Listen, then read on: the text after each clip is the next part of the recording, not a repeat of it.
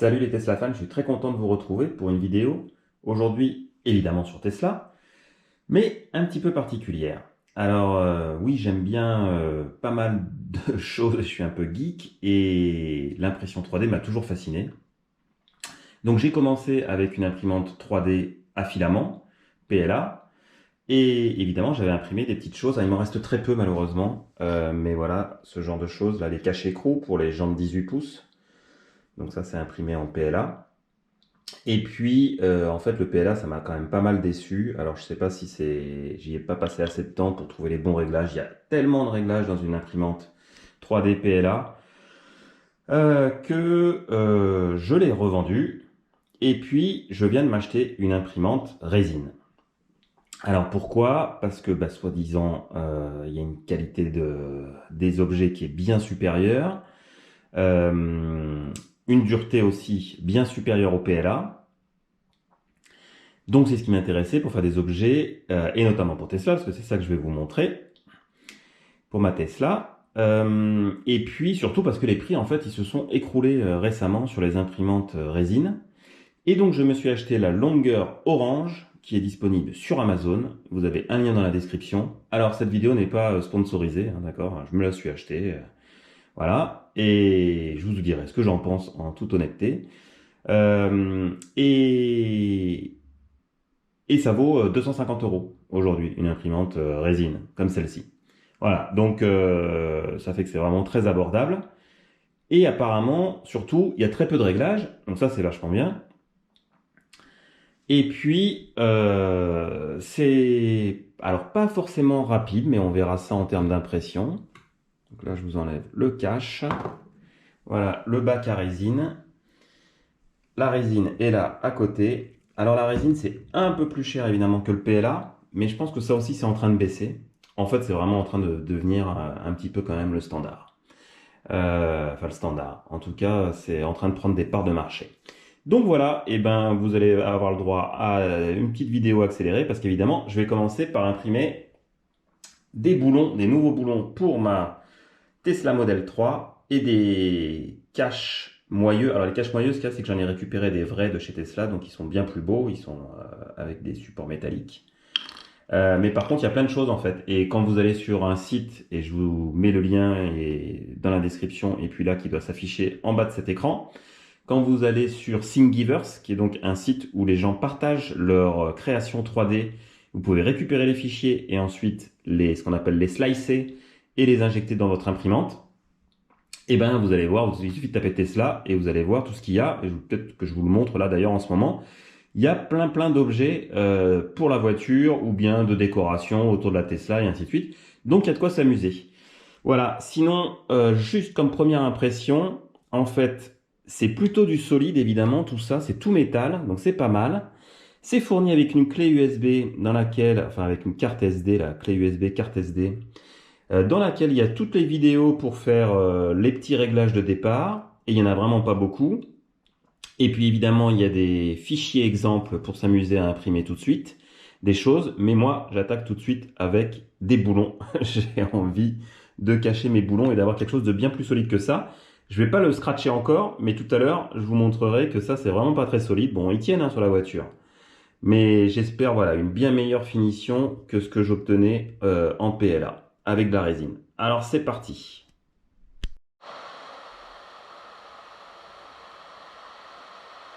Voilà, c'est nettoyé. On verse la résine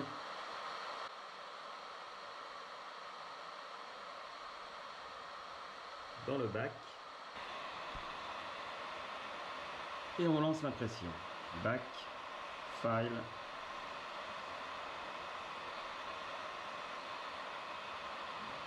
C'est parti. Alors voilà, il nous dit qu'il y en a pour 1h20. Il y a 344 couches. La température est de 17 degrés et il est en impression. Et on voit même une petite photo avec les 4 boulons que je lui ai demandé d'imprimer. C'est parti, la plaque trempe dans le bain. J'en ai largement mis assez.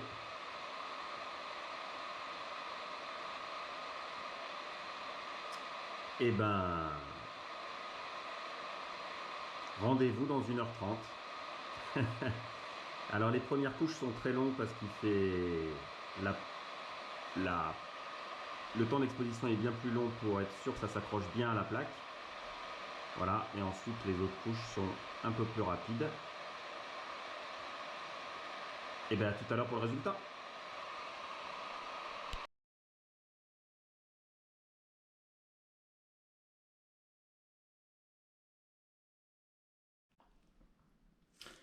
Voilà, 1h30 après, l'impression est terminée. Et super nouvelle, ça a marché. On peut voir les pièces. Donc on va nettoyer. Alors on voit tout de suite qu'il y a une petite erreur ici. Et en fait je sais pourquoi. C'est parce qu'évidemment j'ai essayé de mettre un maximum d'écrou sur la plaque. Et donc celui-ci devait être trop près du bord. Donc en fait là ça n'a pas polymérisé. C'est-à-dire que c'était en dehors de la fenêtre qui diffuse les UV. Donc on a un petit trou, mais je pense que c'est pas très très gênant.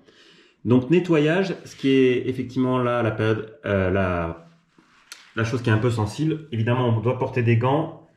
Il faut décoller les impressions de la plaque, les tremper dans des bains d'alcool et puis d'eau claire. Et puis ensuite, on va regarder ça. Ensuite, il faudra faire durcir un petit peu. Alors moi, j'ai pas encore acheté d'appareil pour de lampe UV, mais aujourd'hui, il y a un grand soleil, donc ça va être UV naturel, séchage au soleil.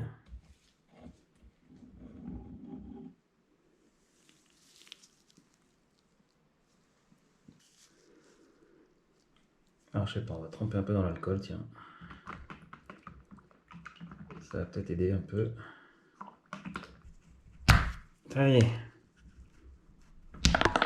Il faut y aller en fait. Hein.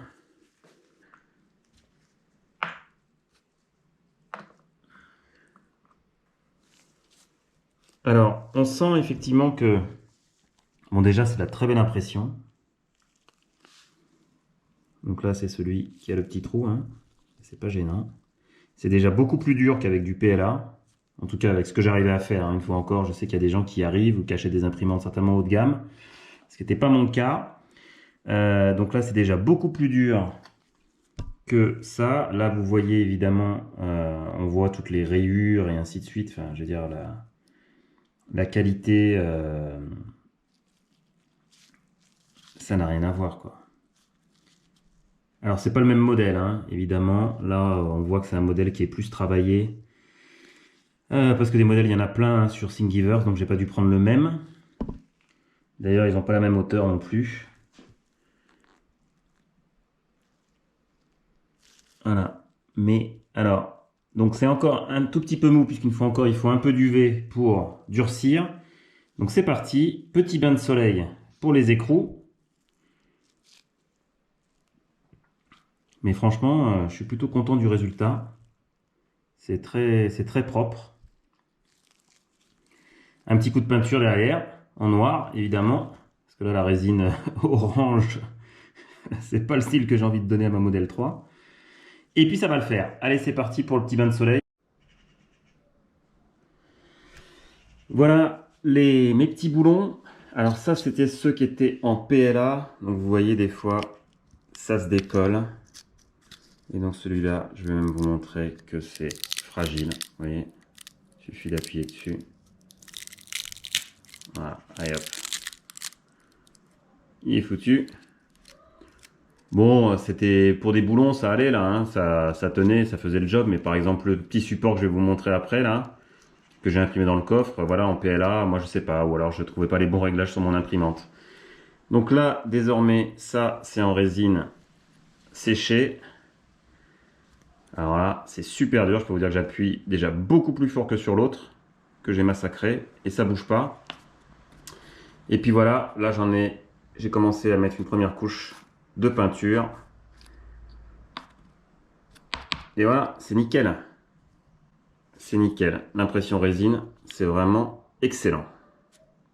Et surtout, c'est super facile. C'est ça qui est vraiment bien. Je pense que ça va être le début de la démocratisation de l'impression résine. Alors, il y a un peu de nettoyage, tout ça, faut être un peu prudent, mais enfin, tous ceux qui aiment bien ça, j'ai rien réglé, quoi. J'ai pris les réglages de base de l'imprimante et puis voilà, tout sort et tout sort super qualité. Donc, et là, je suis pas au top de la qualité, hein, parce qu'on peut améliorer encore, mais il n'y en a pas besoin pour des boulons. De descendre, je crois qu'elle descend à 25, 0,25 mm par couche. Et là, j'ai dû faire du 0,5 mm ou 0,05 mm, du 50 micromètres. Et elle descend à 25 micromètres. Il y en a qui descendent même encore plus bas en termes de couches. Donc après, ceux qui veulent des objets de très grande précision, c'est vraiment excellent.